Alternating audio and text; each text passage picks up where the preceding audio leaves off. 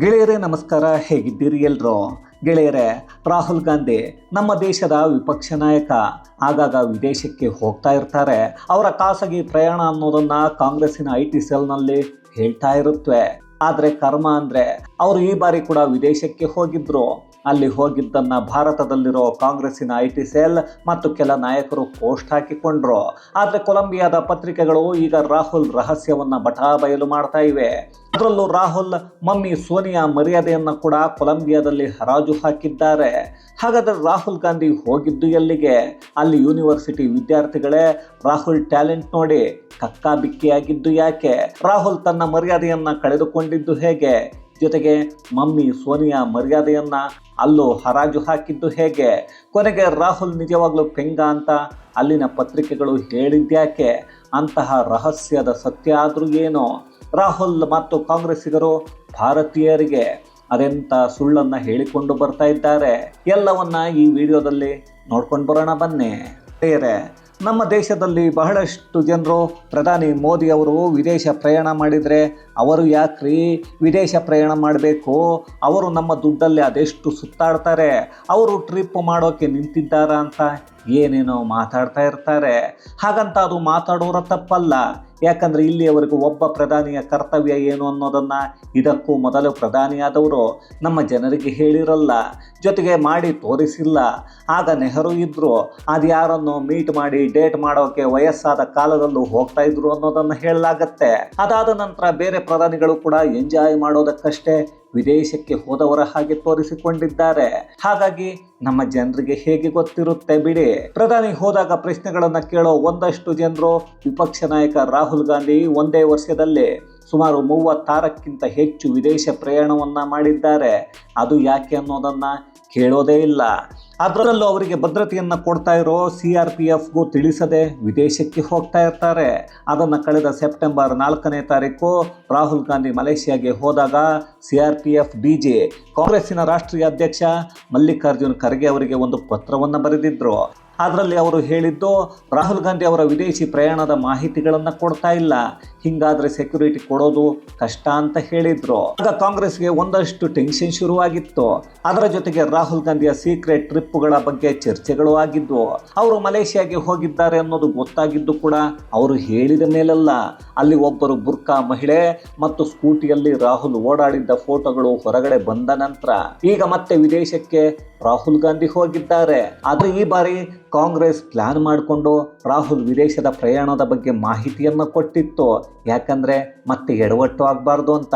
ಅದರಲ್ಲೂ ಸೋಷಿಯಲ್ ಮೀಡಿಯಾದಲ್ಲಿ ರಾಹುಲ್ ಗಾಂಧಿ ದಕ್ಷಿಣ ಅಮೆರಿಕದ 4 ರಾಷ್ಟ್ರಗಳಿಗೆ ಹೋಗ್ತಾರೆ ಅನ್ನೋದನ್ನು ಹಂಚಿಕೊಂಡಿದ್ರು. ಬಹಳ ಖುಷಿ ಅಲ್ವೇನ್ರಿ? ಯಾಕೆ ಹೋಗ್ತಾ ಇದ್ದಾರೆ ಅನ್ನೋದು ಮಾತ್ರ ಅಲ್ಲೆಲ್ಲೂ ಇರಲೇ ಇಲ್ಲ. ಇನ್ನು ಅಲ್ಲಿಗೆ ಹೋಗಿ ಅವರು ಎಂಜಾಯ್ ಮಾಡ್ತಾ ಇರೋ ಫೋಟೋಗಳು ಹರಿದಾಡಿದ್ವು. ಆಗ ಇದ್ದಕ್ಕಿದ್ದ ಹಾಗೆ ಭಾರತೀಯರು ಎಲ್ಲಿ ಮುಖಕ್ಕೆ ಹೋಗಿತಾರೋ ಅಂತ ಕಾಂಗ್ರೆಸ್ ಪಕ್ಷದ ವಕ್ತಾರ ಪವನ್ ಖೇರಾ ರಾಹುಲ್ ಗಾಂಧಿಯ ವಿದೇಶಿ ಪ್ರಯಾಣದ ಬಗ್ಗೆ ಒಂದು ಹೇಳಿಕೆಯನ್ನು ನೀಡಿದ್ರು. ಭಾರತದಲ್ಲಿ ರಾಹುಲ್ ಗಾಂಧಿ ಯಾಕೆ ಹೋಗ್ತಾರೆ ಅನ್ನೋದನ್ನು ಹೇಳಿಕೊಂಡಿದ್ರು. ಅದರಲ್ಲಿ ರಾಹುಲ್ ಗಾಂಧಿ ವಿದೇಶಕ್ಕೆ ಹೋಗಿ ಕೆಲ ನಾಯಕರು, ವಿದ್ಯಾರ್ಥಿಗಳು ಮತ್ತು ಉದ್ಯಮಿಗಳನ್ನು ಭೇಟಿ ಮಾಡ್ತಾರೆ ಅಂತ. ಪಾಪ ರೀ, ಪವನ್ ಖೇರಾ ತಪ್ಪಿಸಿಕೊಳ್ಳೋಕೆ ಅಂತ ಇಂತಹ ಸುಳ್ಳನ್ನು ಹೇಳಿದ್ರು. ಹೇಳಿಕೆಯನ್ನು ಕೊಟ್ಬಿಟ್ರು. ಹೇಳಿಕೆಯನ್ನು ಕೊಟ್ಟ ಮೇಲೆ ಜೆನ್ಜಿ ಜನರೇಷನ್ ಸಾಕ್ಷಿ ಕೊಡಿ ಅಂತಾರೆ. ಜೆನ್ಜಿ ಅಂದರೆ ಬಿಡ್ತಾರೆ, ಬಿಡಲ್ವಲ್ಲ. ಅದಕ್ಕಾಗಿ ಜನರನ್ನು ನಂಬಿಸೋಕೆ ಫೋಟೋ ಹಾಕಬೇಕು. ಕೊಲಂಬಿಯಾದಲ್ಲಿ ಎಂಜಾಯ್ ಮಾಡ್ತಾ ಇರೋ ಫೋಟೋ ಹಾಕಿದರೆ ನಮ್ಮ ಜನರು ಸುಮ್ಮನೆ ಇರ್ತಾರ? ಖಂಡಿತ ಇರಲ್ಲ. ಅದಕ್ಕಾಗಿ ರಾಹುಲ್ ಗಾಂಧಿ ಕೊಲಂಬಿಯಾದ ಅಧ್ಯಕ್ಷರನ್ನು ಭೇಟಿ ಮಾಡಬೇಕು, ಅವರ ಜೊತೆ ಒಂದು ಫೋಟೋ ತೆಗೆದು ಹಾಕಬೇಕು. ಅದಕ್ಕಾಗಿ ರಾಹುಲ್ ಗಾಂಧಿಯ ತಂಡ ಕೊಲಂಬಿಯಾದ ಅಧ್ಯಕ್ಷರಿಗೆ ಒಂದು ಪತ್ರವನ್ನು ಬರೆಯುತ್ತೆ. ಆ ಪತ್ರದಲ್ಲಿ ರಾಹುಲ್ ಗಾಂಧಿಯನ್ನು ಭಾರತದ ಸಂಸದ ಹಾಗೂ ಇಂದಿರಾ ಗಾಂಧಿ ಅವರ ಮೊಮ್ಮಗ ಅಧ್ಯಕ್ಷರನ್ನು ಭೇಟಿ ಮಾಡಬೇಕು ಅಂತ. ಆದರೆ ಕೊಲಂಬಿಯಾ ಅಧ್ಯಕ್ಷರನ್ನು ಭೇಟಿ ಮಾಡೋಕ್ಕೆ ಅಲ್ಲಿನ ಅಧ್ಯಕ್ಷರೇ ಒಪ್ಪಿಕೊಳ್ಳಲ್ಲ. ಅದರಲ್ಲೂ ನೇರವಾಗಿ ಹೇಳಿದ್ದು, ನನಗೆ ರಾಹುಲ್ ಗಾಂಧಿಯನ್ನು ಭೇಟಿ ಮಾಡೋಕ್ಕೆ ಇಷ್ಟ ಇಲ್ಲ ಅಂತ. ನನ್ನ ಯೋಚನೆ ಮತ್ತು ಅಜೆಂಡಾ ಬೇರೆ, ಆ ರಾಹುಲ್ ಅನ್ನೋ ಪೆಂಗನದ್ದೇ ಬೇರೆ ಅಜೆಂಡಾ ಅಂತ. ಕೊಲಂಬಿಯಾ ಮತ್ತು ಭಾರತದ ಸಂಬಂಧಗಳು ಚೆನ್ನಾಗಿವೆ, ರಾಹುಲ್ನ ಭೇಟಿ ಬೇಕಾಗಿಲ್ಲ ಅಂತ ಹೇಳಿ ಕಳಿಸಿದ್ರು. ಆಗ ಕಾಂಗ್ರೆಸ್ ಮತ್ತೊಂದು ಪ್ಲಾನ್ ಮಾಡಿಕೊಳ್ಳುತ್ತೆ. ರಾಹುಲ್ ಗಾಂಧಿ ಯಾರೋ ಒಬ್ಬ ನಾಯಕನನ್ನು ಭೇಟಿ ಮಾಡಬೇಕು, ಅದೇ ಫೋಟೋವನ್ನು ಸೋಷಿಯಲ್ ಮೀಡಿಯಾದಲ್ಲಿ ಹಾಕಿದರೆ ರಾಹುಲ್ ಗಾಂಧಿ ತರಹದ ಪೆಂಗಗಳು ನಮ್ಮ ದೇಶದಲ್ಲೂ ನಂಬಿಕೊಳ್ತಾರೆ ಅಂತ. ಅದು ಸತ್ಯ ಕೂಡ ಬಿಡಿ. ಅದಾದ ಮೇಲೆ ರಾಹುಲ್ ಗಾಂಧಿ ಕೊಲಂಬಿಯಾದ ಸೆನೆಟ್ ಅಧ್ಯಕ್ಷರು ಅಂದರೆ ಸಂಸತ್ತಿನ ಸ್ಪೀಕರ್ ಅವರನ್ನು ಭೇಟಿ ಮಾಡೋಕ್ಕೆ ಅವಕಾಶ ಸಿಗತ್ತೆ. ಹಾಗಂತ ಅದಕ್ಕೇನೋ ಅಪಾಯಿಂಟ್ಮೆಂಟ್ ತೊಗೊಂಡು ಓಡಿ ಹೋಗಬೇಕಾಗಿಲ್ಲ. ಯಾವುದೇ ರಾಷ್ಟ್ರಕ್ಕೆ ಭಾರತದ ಸಂಸದರು ಹೋದರೆ ಅಲ್ಲಿನ ಸಂಸತ್ಗೆ ಹೋಗಿ ಮತ್ತು ಅಲ್ಲಿನ ಸ್ಪೀಕರ್ಗಳನ್ನು ಭೇಟಿ ಮಾಡೋದಕ್ಕೆ ಅವಕಾಶ ಇರುತ್ತೆ. ಅದೇ ರೀತಿ ಲಿಡಿಯೋ ಗಾರ್ಸಿಯಾ ಅವರನ್ನು ಭೇಟಿ ಮಾಡಿದ್ರು. ಅದೇ ಫೋಟೋಗಳನ್ನು ಕಾಂಗ್ರೆಸ್ಸಿನ IT ಸೆಲ್ ಶೇರ್ ಮಾಡಿಕೊಳ್ಳುತ್ತೆ, ಜೊತೆಗೆ ಪೋಸ್ಟ್ ಕೂಡ ಹಾಕಿಕೊಳ್ಳುತ್ತೆ. ಬಹಳಷ್ಟು ಕಾಂಗ್ರೆಸ್ಸಿಗರು ಕೂಡ ಅದೇ ಫೋಟೋವನ್ನು ಶೇರ್ ಮಾಡಿಕೊಂಡ್ರು. ನೋಡಿ ನಮ್ಮ ರಾಹುಲ್ ಗಾಂಧಿ ಕೊಲಂಬಿಯಾದಲ್ಲಿ ಹೋಗಿ ಏನೋ ಕಿತ್ ಹಾಕ್ತಾ ಇದ್ದಾರೆ, ಅಲ್ಲಿನ ನಾಯಕರ ಜೊತೆ ಎಂತಹ ಫೋಸ್ ಕೊಟ್ಟು ಏನೆಲ್ಲ ಮಾತಾಡಿರ್ತಾರೆ ಯೋಚನೆ ಮಾಡಿಕೊಳ್ಳಿ ಅನ್ನೋ ರೀತಿಯ ಫೋಟೋಗಳು ಕಾಣಿಸ್ತಾ ಇದ್ವು. ಫೋಟೋಗಳನ್ನು ವೈರಲ್ ಮಾಡೋದ್ರಲ್ಲಿ ಕಾಂಗ್ರೆಸ್ಸಿಗರು ಎತ್ತಿದ ಕೈ. ಎಲ್ಲರೂ ಹೆವಿ ಟ್ಯಾಲೆಂಟ್ಗಳೇ. ಅದರಲ್ಲಿ ಕೊಲಂಬಿಯಾದ ಸ್ಪೀಕರ್ ಅವರನ್ನೇ ಕೊಲಂಬಿಯಾದ ಅಧ್ಯಕ್ಷರು ಅನ್ನೋ ಹಾಗೆ ಬಿಂಬಿಸೋಕೆ ಶುರು ಮಾಡಿಕೊಂಡ್ರು. ನಮ್ಮ ದೇಶದಲ್ಲಿ ಅದೆಷ್ಟು ಜನರಿಗೆ ಗೊತ್ತಿರುತ್ತೆ ಕೊಲಂಬಿಯಾ ಅಧ್ಯಕ್ಷರು ಯಾರು, ಕೊಲಂಬಿಯಾ ಸೆನೆಟ್ ಅಧ್ಯಕ್ಷರು ಯಾರು ಅಂತ. ಅಂತಾರಾಷ್ಟ್ರೀಯ ರಾಜಕೀಯದ ಬಗ್ಗೆ ಗೊತ್ತಿರೋರಿಗೆ ಮಾತ್ರ ಇದು ಗೊತ್ತಿರುತ್ತೆ. ಕಾಂಗ್ರೆಸ್ ನಮ್ಮ ದೇಶದಲ್ಲಿರೋ ಎಲ್ಲರೂ ಪೆಂಗಗಳು ಅಂತ ಸ್ಪೀಕರ್ ಲಿಡಿಯೋ ಗಾರ್ಸಿಯಾ ಅವರನ್ನೇ ಕೊಲಂಬಿಯಾ ಅಧ್ಯಕ್ಷರು ಅಂತ ಹೇಳೋಕೆ ಶುರು ಮಾಡಿಕೊಂಡು ಅದೇ ರೀತಿಯ ಫೋಟೋಗಳನ್ನು ಪೋಸ್ಟ್ ಮಾಡಿಕೊಂಡ್ರು. ನಿಜವಾಗ್ಲೂ ಕೊಲಂಬಿಯಾ ಅಧ್ಯಕ್ಷರು ಗುಸ್ತಾವೋ ಪೆಟ್ರೋ ಯಾರನ್ನು ಅಧ್ಯಕ್ಷರು ಅಂತ ಫೋಟೋ ಹಾಕಿ ಪೋಸ್ಟ್ ಮಾಡಿದರೆ ಪಾಪ ನಿಜವಾದ ಅಧ್ಯಕ್ಷರು ಏನ್ರಿ ಆಗಬೇಕು. ಅದನ್ನು ನಮ್ಮ ಈಗಿನ ಜೆನ್ಜಿ ಜನರೇಷನ್ ಬಿಡ್ತಾರಾ? ಬಿಡಲೇ ಇಲ್ಲ. ರಾಹುಲ್ನ ಅದ್ಯಾವಾಗ ಲಿಡಿಯೋ ಗಾರ್ಸಿಯಾ ಕೊಲಂಬಿಯಾದ ಅಧ್ಯಕ್ಷರಾದರು ಅಂತ ಕೇಳೋಕೆ ಶುರು ಮಾಡಿದ್ರು. ಆಗ ಅಸಲಿ ಸತ್ಯಗಳು ಹೊರಗೆ ಬರೋಕೆ ಶುರು ಆದವು. ರಾಹುಲ್ ಗಾಂಧಿ ನಾನೇನೋ ದೊಡ್ಡವನು ಅಂತ ಬಿಂಬಿಸಿಕೊಳ್ಳೋಕೆ ಈ ಫೋಟೋ ಶೇರ್ ಮಾಡಿಕೊಂಡು ಅದರ ಜೊತೆಗೆ ಕೊಲಂಬಿಯಾ ಅಧ್ಯಕ್ಷರ ಜೊತೆಗೆ ರಾಹುಲ್ ಗಾಂಧಿ ಒಪ್ಪಂದಗಳನ್ನು ಮಾಡಿಕೊಂಡು ಅದರ ಬಗ್ಗೆ ಮಾತುಕತೆ ಮಾಡಿಕೊಂಡು ಬಂದಿದ್ದಾರೆ ಅಂತ. ಅಷ್ಟಕ್ಕೂ ರಾಹುಲ್ ಗಾಂಧಿ ಅದ್ಯಾವ ದೊಣ್ಣೆ ನಾಯಕ ಅಂತ ಅವರ ಜೊತೆ ಯಾವುದೇ ಅಧ್ಯಕ್ಷರಾಗಲಿ ಮಾತುಕತೆಯನ್ನು ಮಾಡ್ತಾರೆ ಹೇಳ್ರಿ.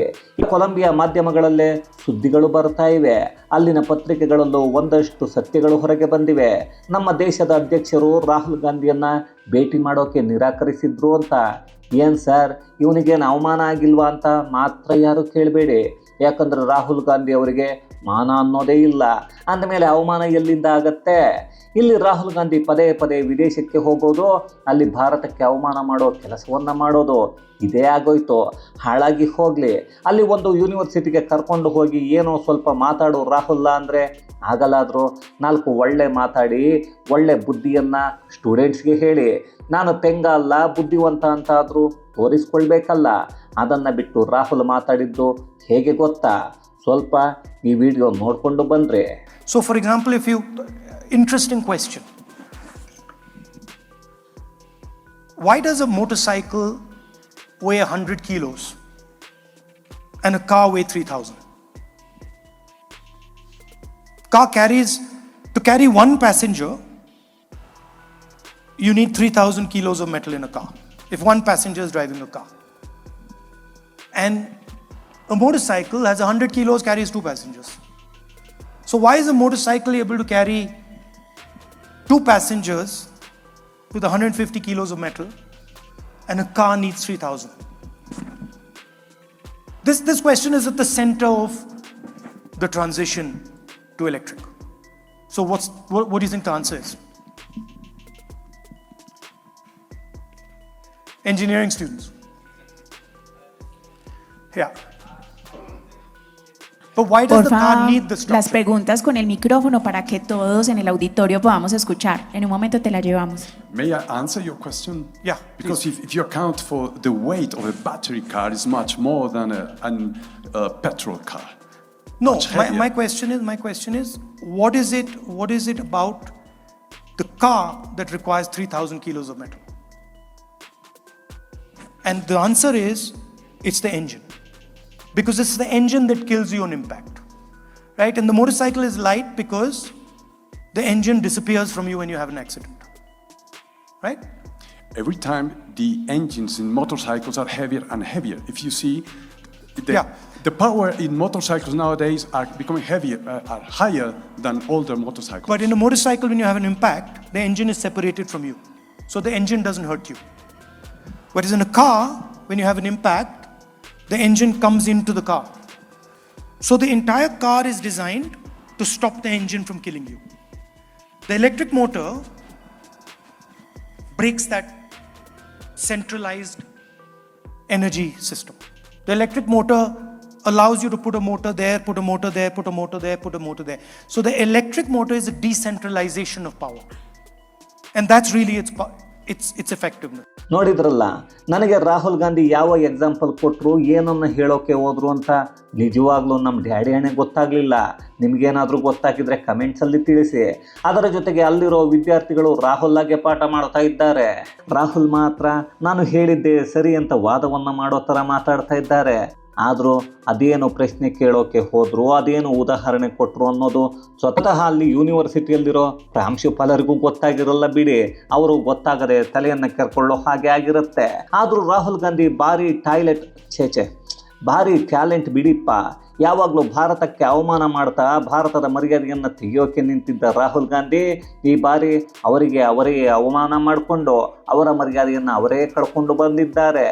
ಆದರೂ ಮರ್ಯಾದೆ ಇದ್ದರೆ ಮಾತ್ರ ಹೋಗುತ್ತೆ, ಇಲ್ಲ ಅಂದರೆ ಹೋಗಲ್ಲ. ಅದು ರಾಹುಲ್ ಗಾಂಧಿಗೆ ಇದೆಯಾ ಅನ್ನೋದು ನನಗೆ ಗೊತ್ತಿಲ್ಲ. ನಿಮಗೆ ಗೊತ್ತಿದ್ರೆ ಅದನ್ನು ಕಮೆಂಟ್ಸಲ್ಲಿ ತಿಳಿಸ್ಬಿಡಿ. ಇರಲಿ ಬಿಡಿ. ಆದರೂ ರಾಹುಲ್ ಗಾಂಧಿಯನ್ನು ಯಾವುದೇ ದೇಶಕ್ಕೆ ಹೋದರೂ, ಯಾವುದೇ ಅಧ್ಯಕ್ಷ ಆದರೂ, ಅಲ್ಲಿನ ನಾಯಕರೇ ಆದರೂ ಯಾಕ್ರಿ ಭೇಟಿ ಮಾಡ್ತಾರೆ?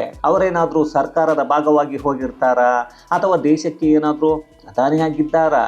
ಇಲ್ವಲ್ಲ. ಅದೇ ನಮ್ಮ ದೇಶದ ಪ್ರಧಾನಿ ಮೋದಿ ಅವರು ವಿದೇಶಕ್ಕೆ ಹೋದರೆ 140 ಕೋಟಿ ಭಾರತೀಯರ ಬಗ್ಗೆ ಯೋಚನೆ ಮಾಡಿ ದೇಶದ ಜನರಿಗೆ ಬೇಕಾದ ವಿಚಾರಗಳ ಬಗ್ಗೆ ಮಾತಾಡೋಕ್ಕೆ ಹೋಗ್ತಾರೆ.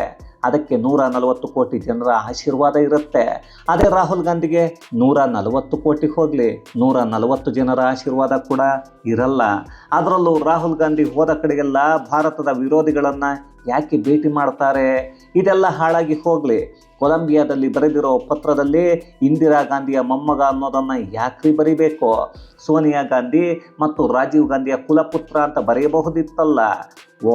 ರಾಜೀವ್ ಗಾಂಧಿ ಪ್ರಧಾನಿಯಾಗಿ ಫೇಮಸ್ ಆಗಲಿಲ್ಲ, ಇನ್ನು ಮಮ್ಮಿ ಸೋನಿಯಾ ಗಾಂಧಿ ಚೀನಾ ಮತ್ತು ಇಟಲಿಗೆ ಬಿಟ್ಟರೆ ಬೇರೆ ಯಾವ ದೇಶಕ್ಕೂ ಗೊತ್ತಿಲ್ಲ.